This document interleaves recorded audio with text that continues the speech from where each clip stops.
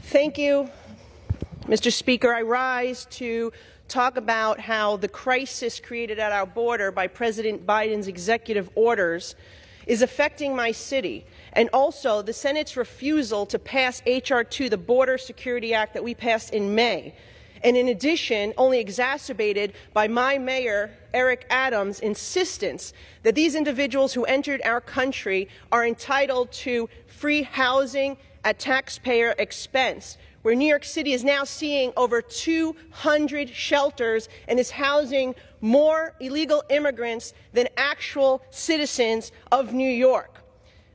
Not all of these individuals are innocent asylum seekers. Let's be honest and let's be clear. First of all, many of them are using the generosity of this country to gain entry. We know that more than half, between 50% and 2/3 of these individuals are denied their asylum cases when they come to court.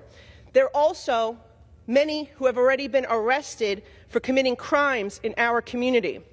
At just one of the 205 migrant shelters, the Roosevelt Hotel, there have been dozens of arrests, mostly for domestic violence, but robberies, assaulting police officers as well. And earlier this year, 4 individuals that were housed at the Watson Hotel were arrested for shoplifting tens of thousands of dollars worth of merchandise from Macy's at Roosevelt Field Mall. Just this week, an illegal immigrant who was previously released by Customs and Border Protection and the New York State Police was arrested for murder on September 2nd, He was in our country and on our streets despite having a warrant out for his arrest for a previous stabbing. And there were 2 individuals who were accused of sexual assault in Erie County in western New York. Even the Erie County executive, an elected Democrat, has had enough of what is going on, demanded that Mayor Adams pause putting more of these quote-unquote asylum seekers in his community until these security threats are addressed. Now, this Monday we marked 22 years since the 9/11 attacks. Democrats, Republicans say never forget. Yet here we are in a situation with an open border that just in the first 10 months of this fiscal year, 146 people who appeared on the FBI terror watch list were apprehended at our southern border. Combined with last fiscal year, we're talking about 250 individuals.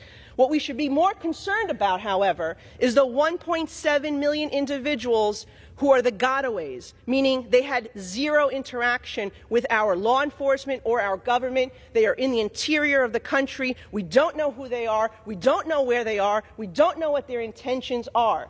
That's the estimate that CBP is saying. Yes, we've had millions of people cross our border, but guess what? 1.6 million of them, we don't know who they are or what their intentions are. And this should be concerning considering that the FBI has just confirmed that ISIS is smuggling Uzbeki asylum seekers across our southern border. ISIS.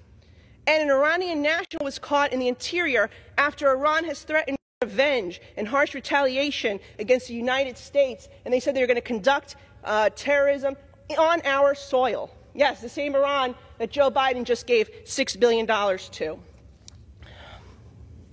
107,000 Americans have died from overdoses last year. That's more than 2/3 of those deaths, and 2/3 of those deaths are attributed to mostly fentanyl. The DEA recently made over 3,000 arrests of drug cartel networks operating right here in the United States of America, thanks to Joe Biden's open border. The deaths are equivalent to a commercial airline crashing every single day. So I asked my colleagues on the Senate side, when are you going to pass our H.R. 2, our Border Security Act? If the President is not going to undo his executive orders, we need to take action. The House passed it. Unfortunately, I think every Democrat in this chamber voted against it. But let's see the Senate do its job, pass H.R. 2. If the President's not going to undo the crisis that he created, then we must do it for him. I yield back.